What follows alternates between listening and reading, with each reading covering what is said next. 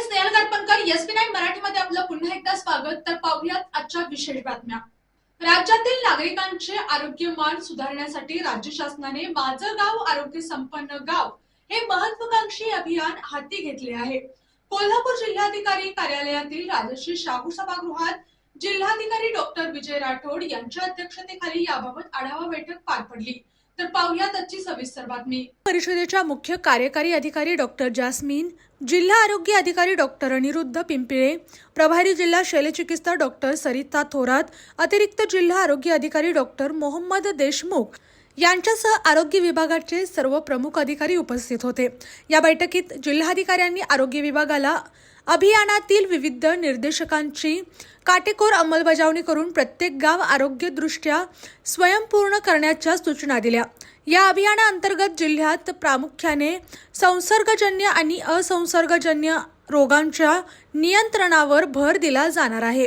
क्षयरोग आणि कुष्ठरोग निर्मूलनासाठी 100% संशयित रुग्णांचा शोध घेऊन त्यांना तात्काळ उपचाराखाली आणले जाईल. त्याचबरोबर 30 वर्षावरील प्रत्येक नागरिकाची मधुमेह, उच्च रक्तदाब आणि कर्करोगासाठी तपासणी करण्याचे उद्दिष्ट आहे.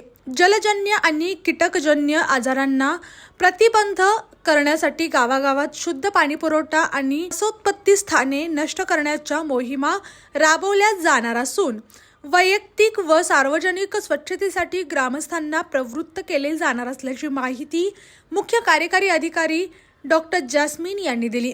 माता आणि बालआरोग्य हा अभियानाचा केंद्रबिंदू असून जिल्ह्यात 100% संस्थात्मक प्रसूती आणि गरोदर महिलांची वेळेत नोंदणी सुनिश्चित केली जाणार आहे. बालमूल्य आणि मातामूल्य शून्यावर आणण्यासाठी वात्सल्य कार्यक्रमाअंतर्गत गर्भधारणपूर्ण आणि प्रसूती पश्चात काळजी घेतली जाईल. तसेच 0 ते 5 वयोगटातील बालकांचे 100% लसीकरण पूर्ण करण्यावर विशेष लक्ष दिले जाईल. या व्यतिरिक्त किशोरवयीन मुलामुलींच्या समस्या, ज्येष्ठांची काळजी आणि मानसिक आरोग्यासाठी तज्ज्ञांमार्फत समुपदेश अशा विविध स्तरांवर काम करून जिल्ह्याचा आरोग्य निर्देशांक उंचावण्याचा निर्धार या बैठकीत व्यक्त करण्यात आला.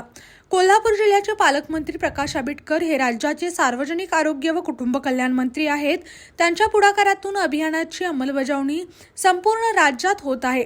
त्यामुळे हे अभियान केवळ शासकीय मोहीम नसून ती एक लोक चळवळ व्हावी अशी अपेक्षा जिल्हाधिकारी डॉक्टर विजय राठोड यांनी व्यक्त केली.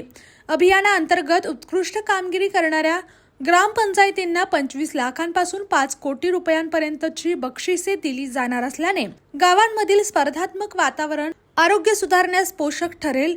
ग्राम आरोग्य स्वच्छता व पोषण समिती आणि महिला आरोग्य समित्यांच्या माध्यमातून तळागाळातील नागरिकांपर्यंत पोहोचून आरोग्य हा विषय लोकांच्या दैनंदिन चर्चेचा भाग बनला जाणार आहे. बैठकीत नोडल अधिकारी डॉक्टर मोहम्मद देशमुख यांनी माहिती सादर केली. अशाच जिल्ह्यातील, राज्यातील व राष्ट्रीय स्तरावरील ताज्या बातम्या पाहण्यासाठी पाहत रहा एसपी9 मराठी न्यूज चॅनेल. या चॅनेलच्या माध्यमातून विविध क्षेत्रात उल्लेखनीय कार्य करणाऱ्या मान्यवरांच्या प्रेरणादायी मुलाखती तसेच महत्त्वाची माहिती आणि घडामोडी आपल्यापर्यंत पोहोचवल्या जातील. अशा नवीन बातम्या आणि माहिती मिळवण्यासाठी चॅनलला लाईक करा, शेअर करा आणि हो, सबस्क्राईब करायला विसरू नका. पाहत रहा एसपी9 Marathi, your time your news. धन्यवाद.